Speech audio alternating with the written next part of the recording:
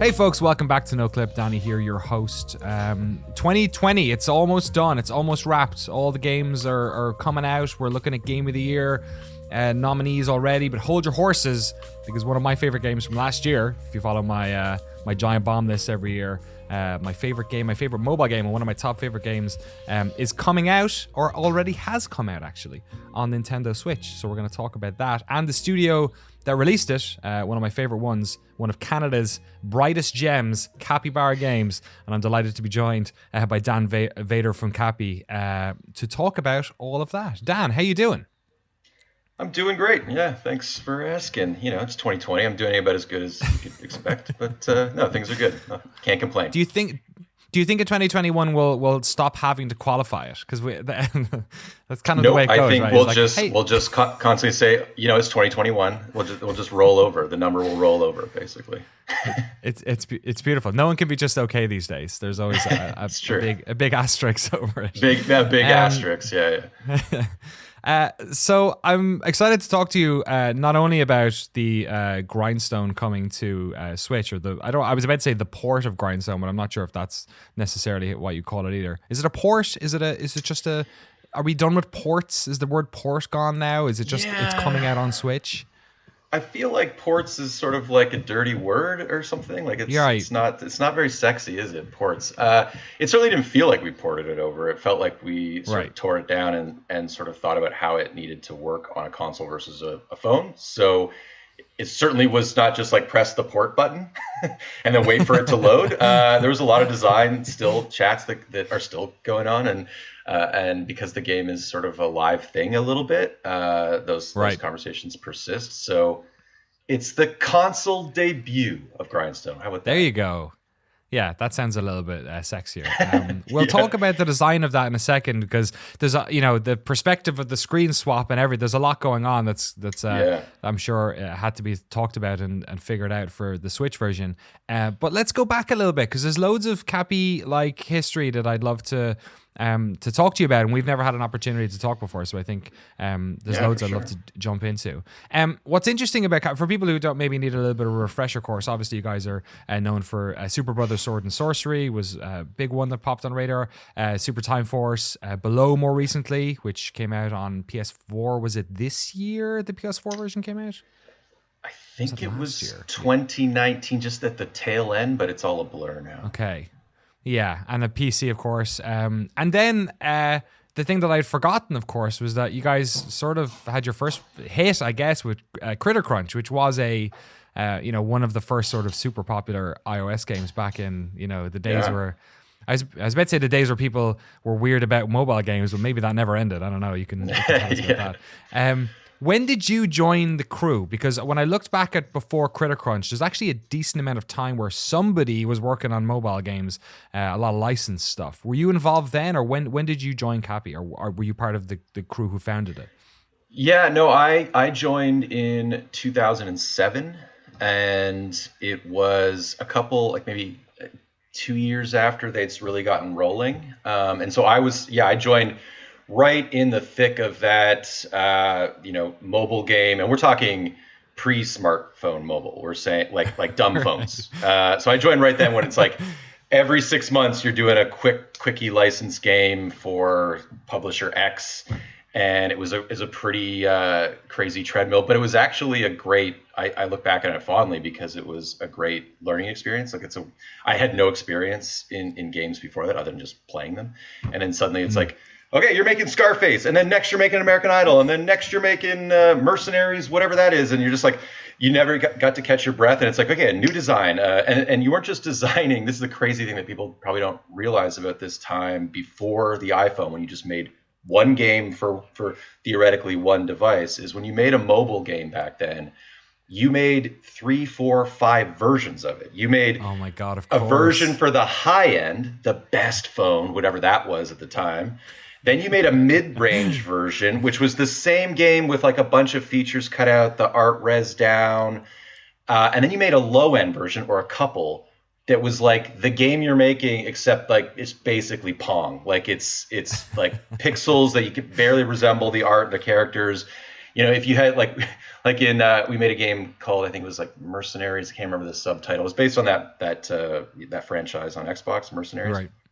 So we were making like a high-end version, where it's like you get in a truck, you can drive it around, you can blow up destructible environments. The low-end version was just like, it was like an auto runner, and he was always shooting. You just moved left or right, and you just avoided boulders. Like different games. Yeah, it's like, and then we'd always like forget, like, oh my god, we have to do the low-end version, right? And then it's like, what's the low-end version? Okay, it's basically helicopter, and it was such a scramble, but it was so fun in a way, and so hectic, and it was just like a baptism by fire, like learning sort of the basics of game design, game production. I was I still am kind of a technological idiot, but I was even worse then. Like, I was learning. I got my first email in 2007. I was like that guy who's just like, I don't need an email. And so that's sort of the early heyday of, we were working on just not even just one game. It was like a couple teams making a couple different things. And Critter Crunch actually came out in that, like, there's a version before iOS as well. So that was one of the games, like when I started, it was QAing that game. And then we made the sort of like beautiful resed up, different, more robust version for Apple. Yeah. Yeah, it's amazing how, just like practice is like the most important thing when it comes to any sort of like creative skill, just getting in the weeds. But I love the idea that you guys it's kind of like a throwback to like the, Genesis, Commodore 64, Amiga sort of having to make the shitty version, like the different versions. Yeah. The PC version of Monkey Island and then like the Amiga version of Monkey Island. Yeah, exactly. That's pretty rad. So I guess, was in my head, Critter Crunch was like a big success. It was one of those sort of, when you talk about the history of iOS games, you go back to like things like, these could be all separated by years now, but like I think of Doodle Jump, and like a little bit later there's like Angry Birds and stuff. But Critter Crunch was like, that to me is one of those more early success stories. Was that for you guys? Yeah, I mean, it's kind of a blur, and I don't know like what it did or numbers or anything, but it was that early time in the App Store when a game with beautiful art that's popping off, these beautiful new shards of glass we had in our hands really could make an impact, and I think we were just luckily in that mix. And Critter Crunch was just a gorgeously animated game. And it got us a lot of notice. It made a bunch of lists, and it definitely prompted us to do the PS3 version, and then eventually the PC port of that. And we went even crazier with that version. But that was the glory days of the App Store, when you could just like make a good game that looked nice, and people saw it and played it, and it was kind of like, oh my god, well, let's do this. And then of course it rapidly changed into something else, what everything does, but. Right. Well, it's funny you mention that, because the next game on the list, if we're going timeline wise, is Superbrothers Sword and Sworcery EP, which is another game which was doing a lot of things that were very new. You say Critter Crunch stands out because most mobile games looked like trash and probably played not particularly great either. And that game was very eye catching. Probably on the store that helped, and then just playing it was it was a great level design, great gameplay. It was a fun game. And Superbrothers similarly was we take it for granted that games like this, indie games, look like this now, right? Or they have this sort of like very strong aesthetic or minimalist, or they're trying to like be evocative in some way. But that was not like I remember when trailers and screenshots for this game came out, and the music, of course, Jim Guthrie's music, it was like, what is this? Like, is this a game? What are they making? You guys been ahead of the curve on that a little bit.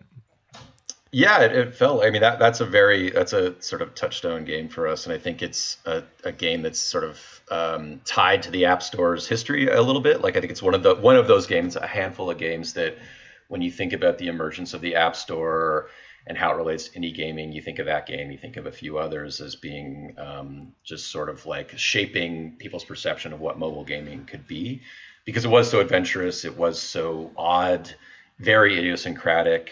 It was an experience more than a game, which is now like not a big deal. It felt like we had a lot of like, what is this? This isn't even a game. We're like, yeah, it's a little bit of both. It's maybe more of an experience than a game, but that was sort of a newer thing back then, and now it's sort of just taken for granted, and it's okay, and I love that. And I think also the thing that I could be wrong about this, but it also feels like the idea of a collaboration where you don't just Right. do the music in-house, you don't just do the art in-house, you sort of reach out to people that you think are cool or interesting and go, want to do this together, and sort of Voltron together to make a thing. That felt really exciting and new, and we kept doing that, and now it feels like the thing to do is you make your game and then you go hire someone to do the soundtrack that is cool, that you like. And it felt like that was sort of a newer idea back then. I could be wrong, but yeah, I think that's a very important game to us as a studio for sure. And it was not easy to make, despite the fact that it wasn't like super gamey or anything like that. It was just finding the right balance and mood for everyone was a tough, it was a journey for sure. And but yeah, the game that you jumped over is Might and Magic Clash of Heroes. That one was before. Oh, right, of course, yeah. That was before SNS, yeah. But and you worked on that as well, level design or stuff, yeah. Design and writing. On that was amazing because that was our first console game. It was on the Nintendo DS, and being game developers, I think we get pretty nerdy about putting out a Nintendo product. We're feeling that again right now with Grindstone. And it actually came in a box. We flipped out. Wow. when the box came to the studio, and we opened it up and we had a game in a box. We'd never had that before. That was a pretty good party. Did you go to your local? What's the big? Is there Targets or Best Buys in Toronto? EB, or what do you EB Game. Yeah, back then, I think it was still EB Games. And we flooded it. And we're I think the first store we went to was they don't even have it. Oh, this game's going to be a disaster. They don't even have it on the shelves.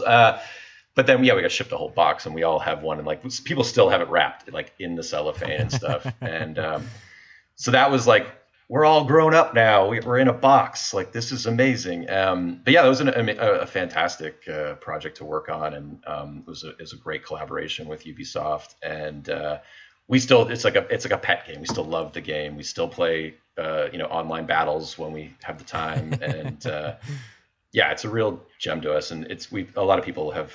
It's sort of a cult favorite. I think people really like that one. Mm.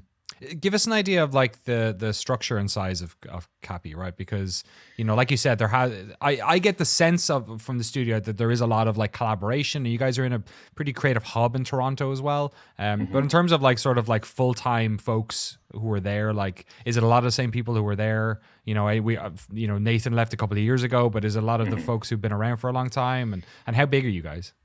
Yeah, it's funny. We've sort of stayed almost the same size the entire time that I've been here since 2007. We've always been around 20 to 25 at the top end.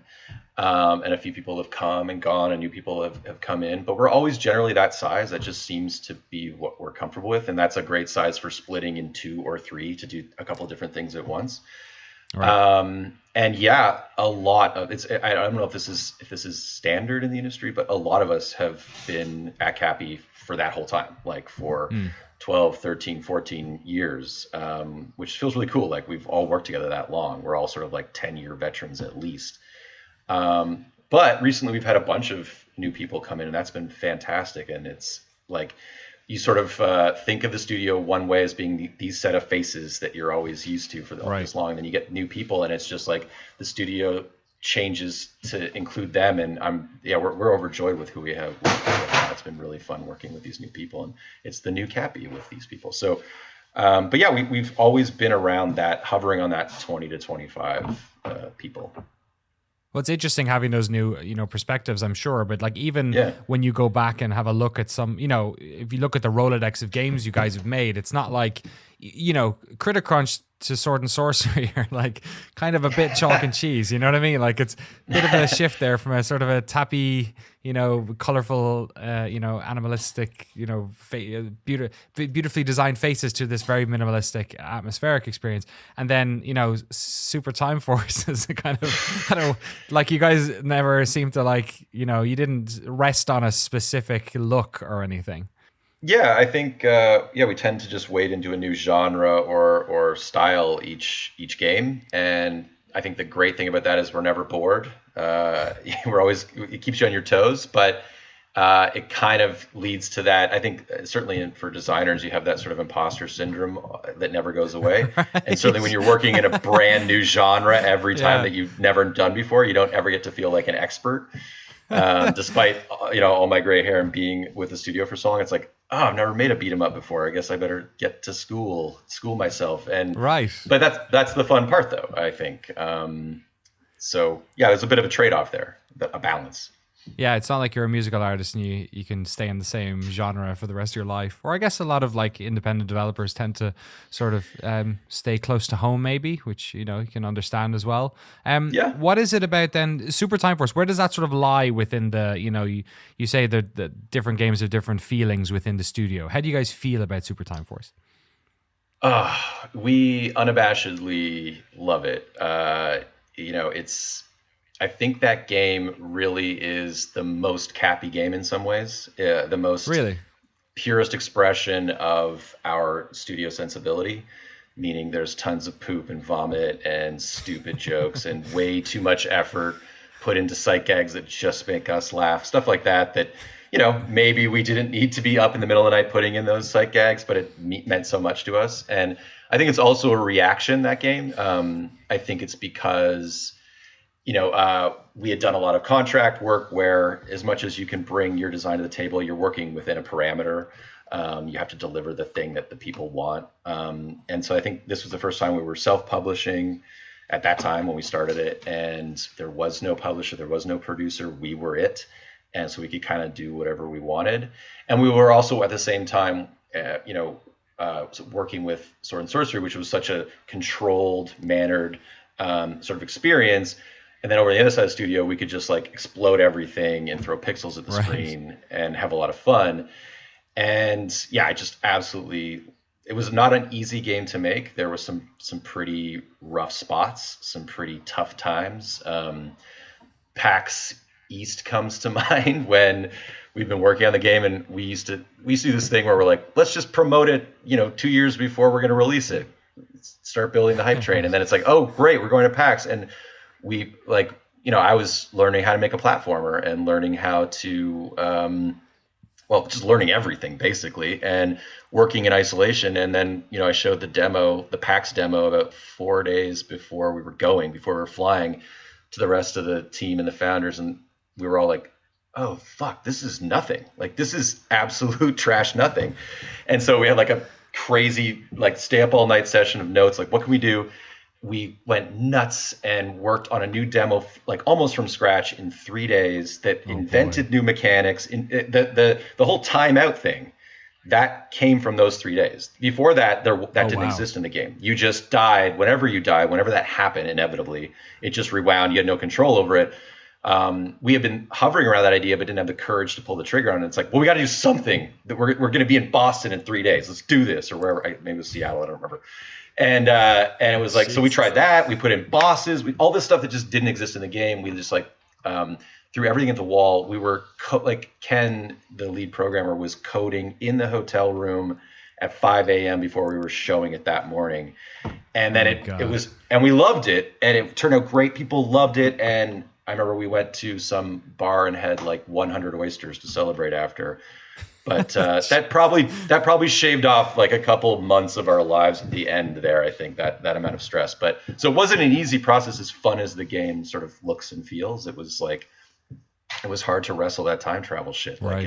It does your brain in, constantly going, oh right, we can't do that because of time travel. All the stuff that you would rely on in any platform, you're like, that's not gonna work. That's gonna break when you do time travel. So we had to be quantum physicists to make, not literally, but it felt like our brains were constantly, being broken, and we had to put them back together again to make the game. But it's just such a silly, ridiculous, joyful game to me. It's just joyful mayhem.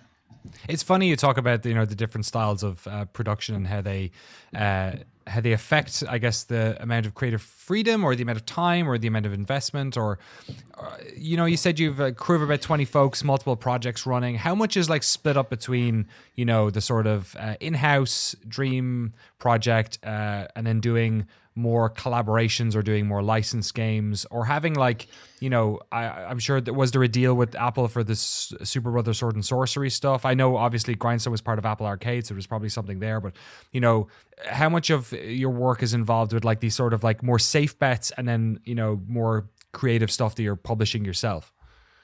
Yeah, doesn't feel like we take any safe bets, or at least in the Right. recent few past.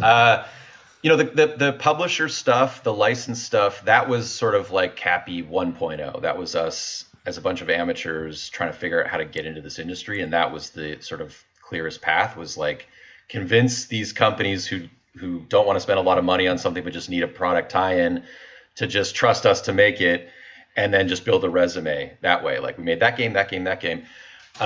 And I don't mean to make it sound glib or like I'm shitting on those games, because it was a great experience for us. And I think we won some awards. We made some great games in that pool of stuff. But then it was like, the goal was always to try to make our own stuff that wasn't tied to a brand, or we didn't have someone breathing down our neck. And we got there. And we really haven't gone back. The only times we've done stuff that could be viewed that way from the outside was OKKO, where it was like, we're doing a game with Cartoon Network, which is a brand and was based on a show.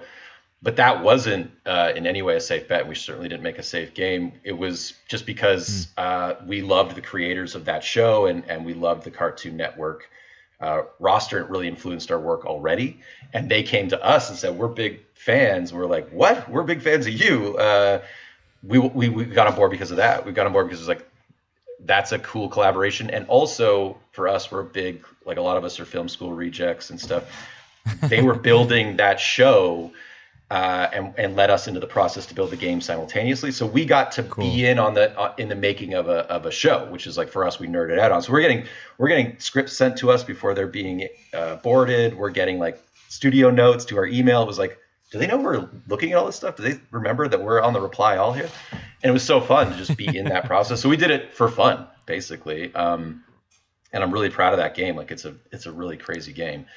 But that's the only time we kind of, or at least in the recent past, of just like we've done that kind of thing because it looked fun, or like, hey, that looks crazy. We could probably do something really weird with that. And we really did. Like, if you look at the game and you look at the show, and my hat's off to Cartoon Network and to the creators. They said, don't make it look like the show. Like, don't make it look like a Xerox of the show. Just, you make it a Capy game. We want a Capy game that is about our show. And they let us do that. And so it's a very idiosyncratic game when you look at it. Yeah, that sounds like a fun project. It's interesting. I love talking about these types of things because I run a very small business here, but whenever we fund a project, there's always a certain amount of risk involved. But the timelines on our projects are very, very short. The timelines on games terrify me because you're placing these sort of like much longer bets. So that's where my sort of anxiety comes from when I look at game releases. I'm like, okay, which of the ones are like the lower amount of risk management? So I could be completely off on this. I'm interested because you obviously have the answers on something like this. So when you look at a project like, that one, or maybe you guys actually came up in the, we interviewed Jamie Chang about the history of Clay, and of course you guys worked on that awesome expansion, or it wasn't even I guess it was an expansion, was it, for Don't Starve together? The Shipwrecked, right? Yes.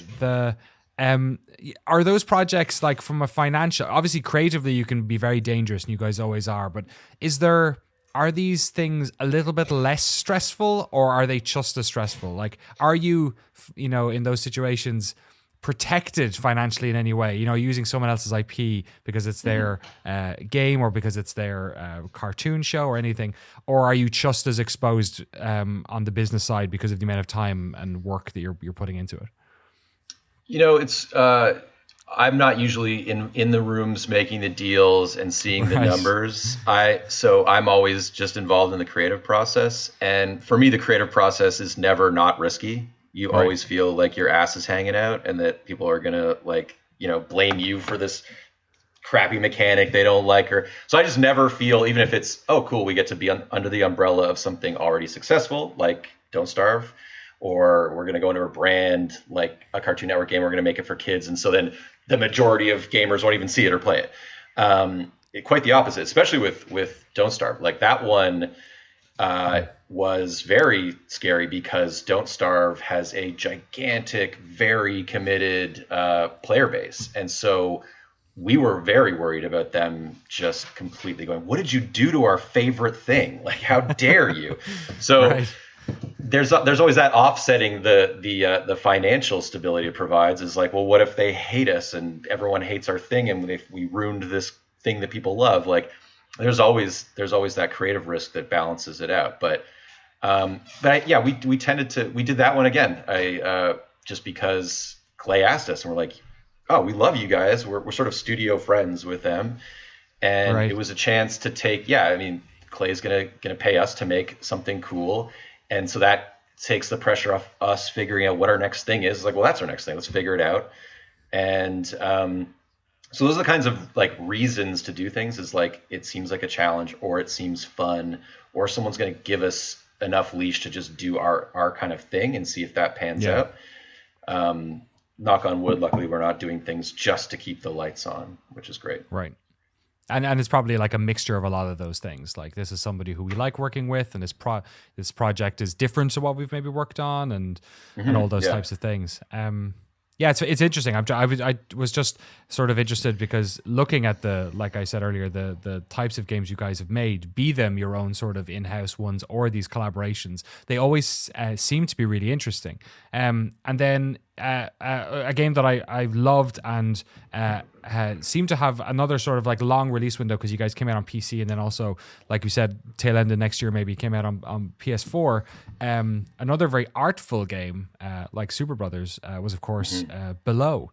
What was your guys' experience of Below then, of this game, which I seem to remember seeing trailers for it for a long time and people talking about it for a long time.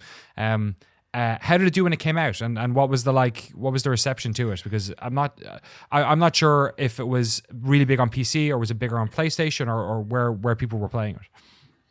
Yeah, I mean, I almost feel weird talking about Below because I didn't really work on it. I was busy on other projects, and it was that thing happening on the other side of the studio for many, many years.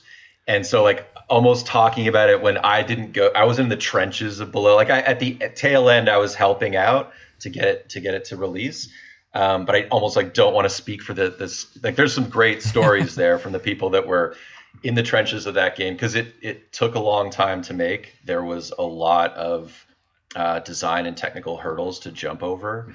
And but it's in terms of like how I think it did really well. And I think it's the kind of game. It was funny that people had very visceral reactions to it, and something about that on release day and reading the reviews. Like, I was reading reviews where people really seemed to get it, and that was really cool. And then I read reviews where people really didn't get it and didn't like it, but their reactions were so visceral that I was like, this is pretty fucking punk rock, this game. Like, these people are like, they're really mad. Like, it was like, it took the sting out of some of those reactions, because it was just like, wow, like, we really got a reaction out of these people. Like, it felt really interesting.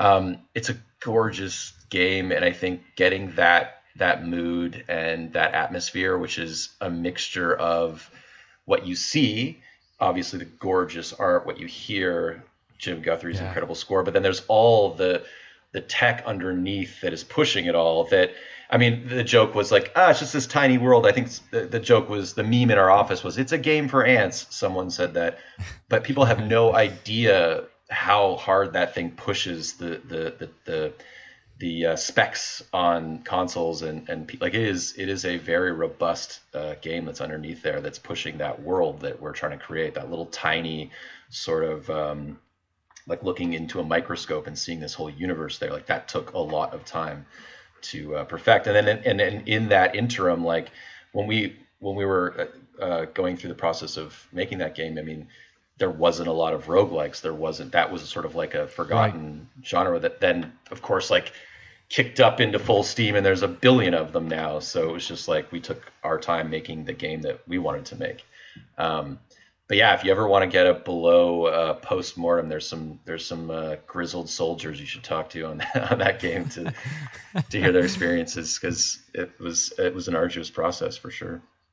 So you guys are pretty like separated then. When you're in your teams working on your projects, you tend to be working on your thing until you said kind of near the end, maybe there's a bit of helping it get it over the finish line. I think, we're trying to not do that. We're trying to just get a little more cross-pollination. And I think weirdly, weirdly the lockdown, weirdly like being not in the same office has necessitated more of that, I'd say. There was just, so I think in the old days, you know, you've got your head down in your project. Do you even want to get involved with any problems? Like, you got your own problems shipping this game. You're happy to just let them solve their own problems. And we would definitely, you know, play testing, but not as much as we should have. We were just always so busy trying to push these things up the hill. And there was something about the lockdown, about not being in that office, sort of the fact that we couldn't take for granted that you could walk over to someone's screen and see with your own eyes what they were working on or the state of the game, that prompted more communication and transparency. This is the most meetings we've ever had in the history of Capy is since we've been at home. Like we are so much more organized in terms of how many meetings we're having and how much transparency there's on products on projects and getting input and feedback from other teams. It's great, and I think it'll probably persist, and I think it's for the good. Why do you think that is? I think you just, when you go into an office, you take for granted that on your way to the coffee machine, you can just stop and talk to someone and solve a problem, and you can't do that anymore. And so it necessitates sort of raising your hand and going, okay, we got to talk about this. Like, this is something we should talk about. Where, you know, and then in the studio setting, you're like, okay, I didn't get to that conversation today. I'll get to it tomorrow. I'll walk by that person's desk and we'll handle it. So a lot of stuff at Capy, a lot of huge game-changing decisions happened huddled around a desk and not in a meeting room that was scheduled or anticipated. But you don't have that anymore. We're just on Slack.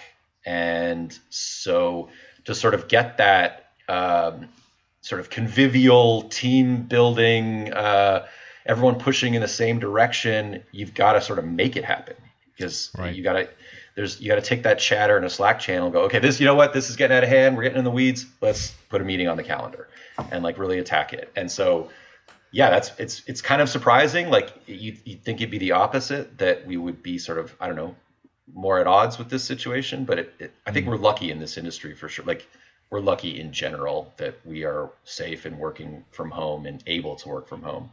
But I think we're game developers are sort of well suited to this kind of setup, and I think we should be thanking our lucky stars that we still get to work and do what we do, and it hasn't really impacted our creativity. And I think the fact that we have to be more vocal with each other has actually really helped. Yeah, it's interesting. It's almost pushed these things to the surface. You kind of have to be more. What's the word? You have to be more explicit about it. Almost, you kind of can't take it for granted that it's just part of the day to day.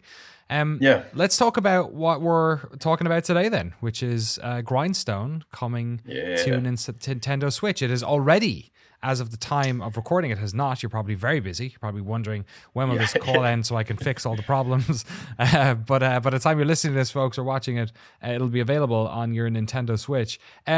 The Apple Arcade version of this game seemed to be the game that people were talking about when Apple Arcade happened. I remember when that whole thing kicked off and everyone was like, $5 a month for all these games. Let's see if any of these games are good.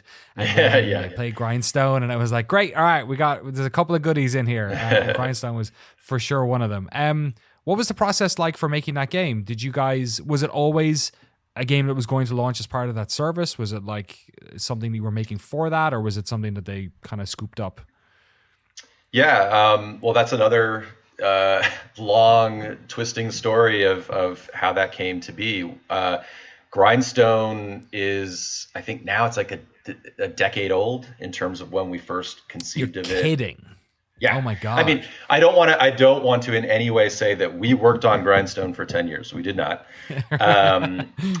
But we were in that, like, it was right around the time of, we had made Critter Crunch, we had made Might and Magic Clash of Heroes. Our brains were in that puzzle space. Our creative director, Chris Piotrowski, who's both of those, Critter Crunch and Might and Magic, were his core designs.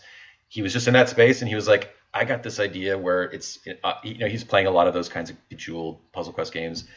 And his idea was, what if you're a little barbarian and it's everything you link up is you move to kill, you kill to move. Like, that was our first sort of like elevator pitch tagline: move to kill to move. So he came up with that design. We're like, yeah, that's awesome. Let's make that our next game. And we pitched it around. It had some ups and downs. We had a really fun pitch and like story Bible and amazing concept art. We got a prototype together. We always thought of it as some kind of mobile experience, some sort of touch tactile experience. And then life happens, and Below happens, and Sword and Sworcery happens. We just got pulled in other directions, and other opportunities came up, and so it just got put in the drawer. And then this thing happened where every lull in another project, 2 people would pick it back up and just sort of tease at it for 6 months and then put it away. And we, a couple times, like I was working on projects where I'm like, wait, these 2 awesome people are working on that little thing over there. I kind of need them on this. So pause again on that game and then bring them in. And then it came to the point where finally we sort of looked around and went, okay, this thing's been just sort of bubbling in the background for so long. We've never given it our full attention. We all think it's got something. It's all like, whenever we play it, even there was no metagame, there was no economy, there's nothing. We always just kept one more chain. And we're like, okay, there's something here. So we just decided, okay, let's dedicate a team to this. And then it became, we're going to brave the App Store waters and put out this weird, gross, gory puzzle game.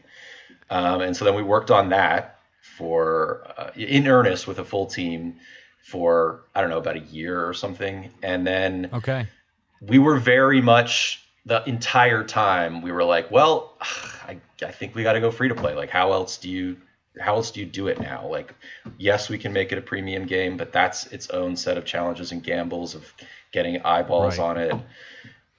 Lowering the barrier. This is like to 2018 players. now, right? Yeah, pretty much. Like, where there's no more paying for games has already gone out of vogue on the App Store for a lot of types of games, anyway. Yeah. The atmosphere, like $2.99. Oh my god. So we were sort of grappling with what we knew what the game was. We had no trepidation about what the experience for the player was going to be. It was just, what form does it arrive in? Is it a premium game for X amount of money? Is it a free-to-play game? We've never done free-to-play. We have very strong opinions about free-to-play, as most people do. So then we kind of decided, all right, we're not comfortable with IAPs and all these kinds of mechanics that it's not even a comfort level where we don't think we can pull it off. We don't know how to do it. Games that do that well, they have like teams that figure out how to do just that and ensure that the effort and the work pays off and pays for the team that's making it. We have no experience in that. And so we did research, and meanwhile we just kept plugging away on the game, making it exactly the game we wanted to make. And then we were like, okay, I think we're comfortable with maybe ads supported, but we don't like the way that ads are served in games generally, where it's just like, yeah, I beat the level, bam, an ad, like that takes you out of it. So we came up with, on paper, we thought a very charming in-game sort of voice for those ads, like a way to present them that was opt-in entirely. Like, if you want to see an ad, you have to do a thing to make the ad happen. It's completely your choice, and you're going to get a little thing that's going to help you, and it's going to be served as like the game's going to acknowledge the ads. And we're like a little bit okay with that, but we still didn't actually like work on that in earnest. We sort of kept pushing. We'll figure that out. Let's just keep building the game. And Apple had always seen builds of the game from early on, like because of our relationship with them from Sword and Sworcery. They were like, "What's next? Right. What's next for us?" And it was always going to be that Grindstone game, but we got pulled in other directions, like I said. And so then they came to us, I think, or I wasn't in those meetings, but I think Nathan was heavily involved. Like, hey, what about this Apple Arcade thing? And luckily they were like, they accepted us. But that was very late in the process of the game. The game was, I wouldn't say done, but it was in that phase where we could see a release in 4 or 5 months or something. Then it was like, oh, Apple Arcade's launching in 2 months. Okay, let's go. And it was like, bam, we just had to quickly polish up those things and finish the game proper to make that release. And it was, I gotta say, there was a lot of, I think we had our heads down. We weren't speculating about what Apple Arcade was going to be. We didn't really know. We didn't know the other games that were going to be on there. Right. So we really didn't know. Yeah, we didn't know it, like, really anything. So we just didn't have any expectations, I'd say. We were just hoping that there was other cool games on there and that our game could somehow catch someone's eye. And I think we were unprepared for the amount of attention that the press gave just Apple Arcade's launch. Seeing it as it's mobile. I mean, it's, that's doesn't get as much press or heat as the big consoles launches and stuff like that. So it got a lot of attention that I think was unexpected, and we luckily got some of that attention as well. And we were so pleased because we still are, like, we just love the game. We're so proud of it, and it was just great that people were actually getting to play it because of the attention that the Apple Arcade launch was getting.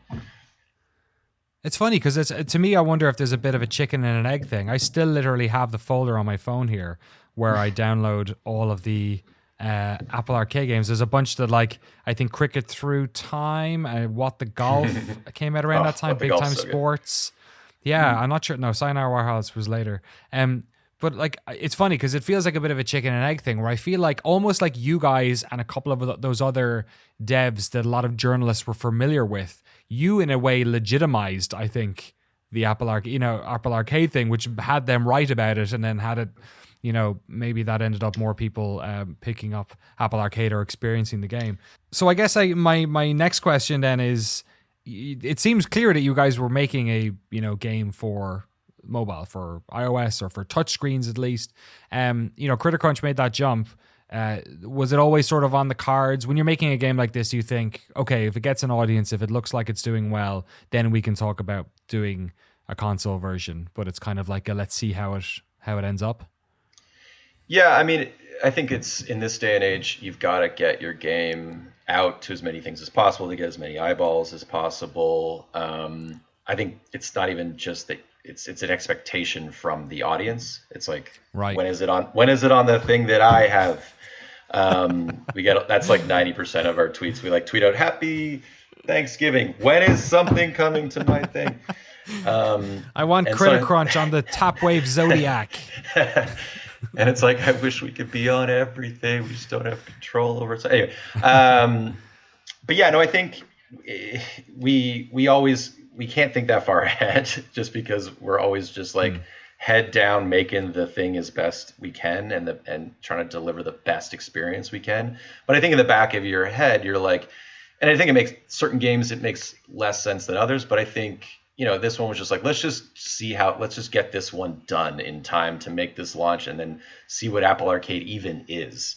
And what people are like, if people find our game.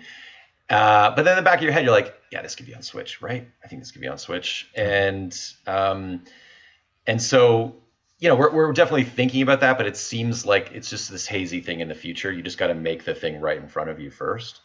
So, but I think in the back of our heads, we're big, we're old school gamers, so we love Nintendo, and we're just like, we kind of want everything on a Nintendo thing just to say that and have that little gold sticker on the corner or something, So yeah, in the back of our heads, we were like, this feels like it could be a Switch game as well. And then certainly the game got bigger and more robust and didn't feel like it was a mobile game necessarily. Like it felt like we were pouring, we were playing for fun on the week, going like, I played this for like 10 hours this weekend. Like, that's insane. That feels console worthy. That feels stuffed with, things to do. So we started working on that. Yeah. So what was the experience of working on a game as a live game then? Because was that something new? Had you guys had a flavor of that with the Don't Starve project perhaps? Or, because as well, a lot of that depends on how well the game does, right? If it doesn't sell particularly well, it's probably like, we'll move on to something else. But obviously it's a game you've supported a lot over the year and change since it came out. So yeah, what's that been like? Yeah, that's been wild. This is our first experience with it. We did it with Don't Starve for sure, but it was a much more compact schedule. There was we knew what Clay wanted from us in advance. Like, you're gonna go into early access. It's gonna be this long. Here's the update cadence, and then you're done. And so that was it felt pretty rapid, and we had those things sort of planned in advance. This was definitely not.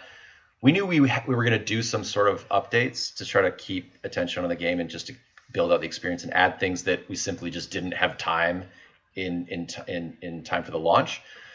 But it was a sort of touch and go, well, maybe we'll see. And we don't have any experience with being sort of a live update studio. This is our first chance at it. And we did some updates before lockdown, but the bulk of it has been during the lockdown. So it's like we're learning how to do this, right, like of course, support a game and keep it going. There's also a global pandemic.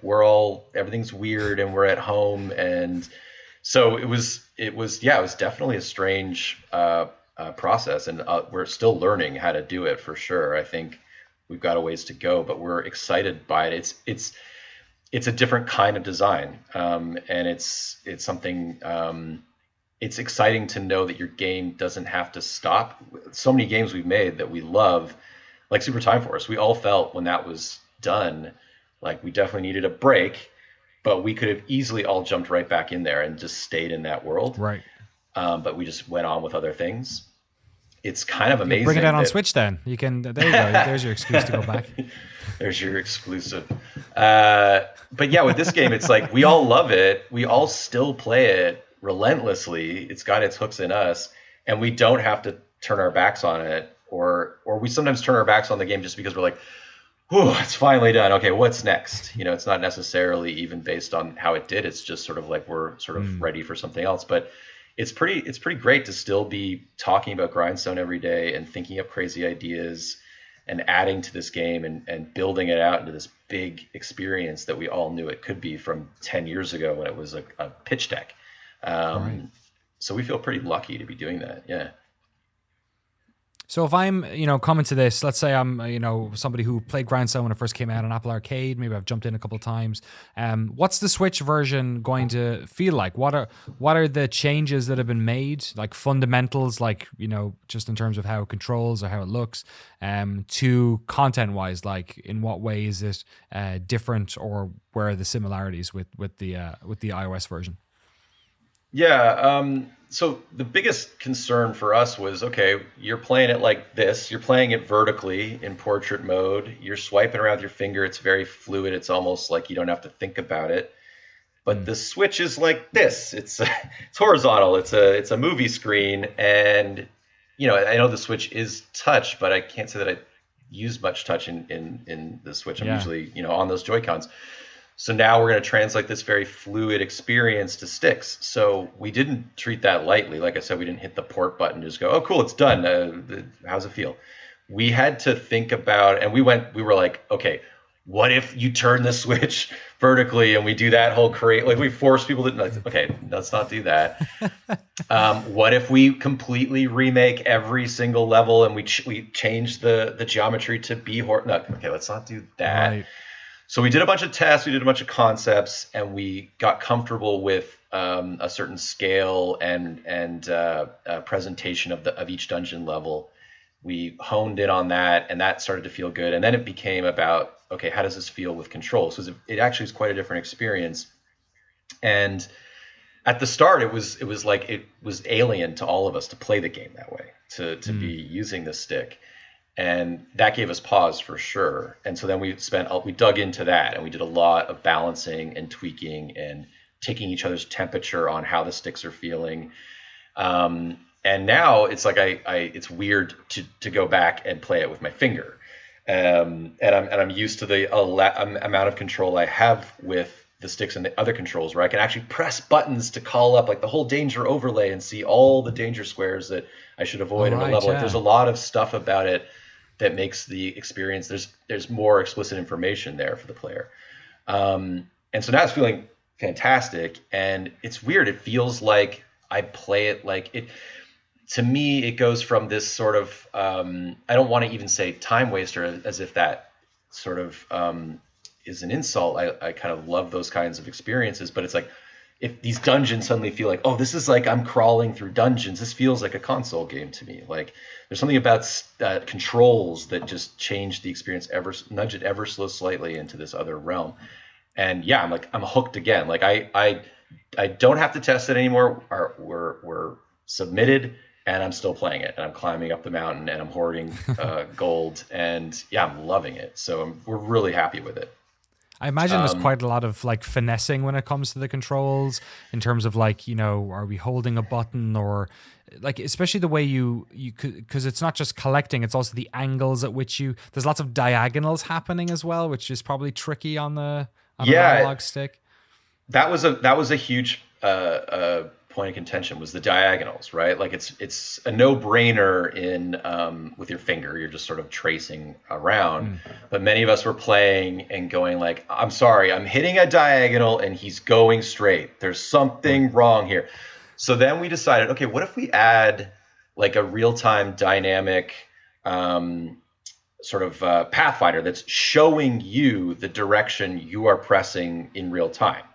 And so then we put that in and we go, oh shit, yeah, I'm actually not pressing diagonally. I just think I am. I'm pressing left. Okay, so part of it was sort of a 50-50. It was like 50% of it was tweaking the feel and the numbers and the dead zone to account for how people play.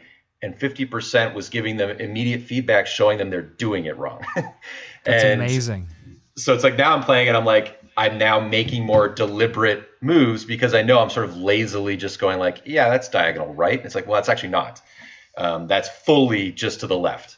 That is fully cardinal left that I'm pressing. So it's sort of interesting. I'm curious to see what people think about it. But I now just like, it's second nature to me. And I actually love, like, I love also the fluidity of like guiding that new icon around the screen and sort of like trying to like hot dog and drift all around the screen as best I can with a stick, the way I would with my fingers. So it's fascinating. It's so much of game design, it sounds like when we interview people that there's a lot of this sort of saving the player from themselves. Like they are unaware that they're making that mistake, but whose problem is it that they're making a mistake? Is it their problem? Is it the design's problem? Oh my God. If the player's not having fun, then you could argue it's on the designer. That's fascinating. How much is playtesting important to you guys? It's come up a lot, obviously, in our conversation today, but it sounds like it's, you guys are breaking a lot of new ground on a lot of these games and sort of like testing out a lot of, non-established mechanics or ways of playing or UI even when I think about your games. How much of this is just getting in the weeds and being able to be honest with each other about feedback? Oh yeah, that's a constant process. And I mean, we definitely have a very, like, our Slack is just a very open exchange of ideas. There's no sort of like, well, you're on this department, so we'll handle the design. We get feedback from all corners of the office and everyone playing, even though they're not on the team, and I think that's great. And we haven't done this enough in the past to just get builds out to people that aren't in the studio, that are seeing with totally fresh eyes. And I think that's actually a pretty fascinating test as well. Giving it to friends and family that don't play games is something we also tried with this, because we knew it was going to be on a phone, it was going to be in people's pockets. People would sign up for arcade to like give it to their whole family, and they're not usual like tried and true game players. So that was a great test as well. It's just like shoving in a family member's hand and then seeing their reactions to it. But yeah, no, feedback is just constant. Like, we're still, just today, we've been talking half the day about mechanics that have been in since launch. And like anything's like basically everything's up for debate at all times. Nothing's sacred, and I think that's good. It leads to like back and forths, and sometimes I got to get up and like take a breath, because everyone's got opinions and everyone's got very strong opinions in some cases. But I think that's a really good sense that people have investment in the game and they care about it. And I think that's usually a really good sign. And I think, we very much have a very dedicated team that loves this game and wants everyone to play it and enjoy it. And so always trying, I feel like we're armchair psychologists trying to figure out how gamers think, like how players are going to think about every little thing. And sometimes that's tough to sort of anticipate that. And so we have a lot of debates about that, like how a mechanic is going to be viewed by this kind of player versus this kind of player, versus someone that is just going to do something completely insane that you've never thought anybody would do, And so, yeah, we're constantly trying to anticipate how people think, which is really interesting. Among other things, you need a large skill set to work in games. That's something I've certainly learned over the years. Yeah, for sure. Dan Vader from Capybara Games, thank you so much for taking the time. The game is out now. Grindstone's available on Switch. Of course, it's available on iOS if you want to pick it up there as well. Obviously a great time to launch a game. Just hopefully fix some bugs and maybe you'll get some time off for the holidays in the new year. Do you guys have any announced plans for 2020 and beyond, or Grindstone and beyond? Any other projects that are happening on the other side of the studio you can talk about? Or is it all very sort of ... mysterious? I think everything in 2020 is ... mysterious, and it's the same for our future output.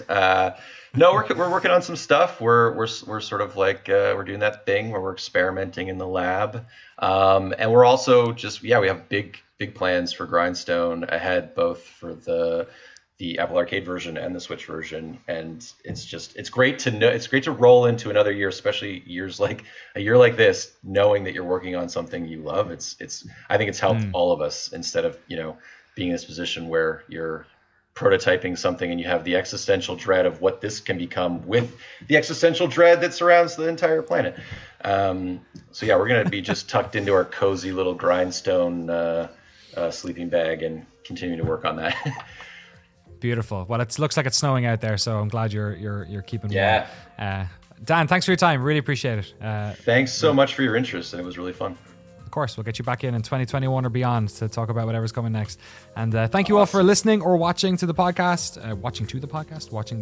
here on youtube.com/noclippodcast. Thank you so much for supporting the show in 2020. A couple more episodes before the year's out.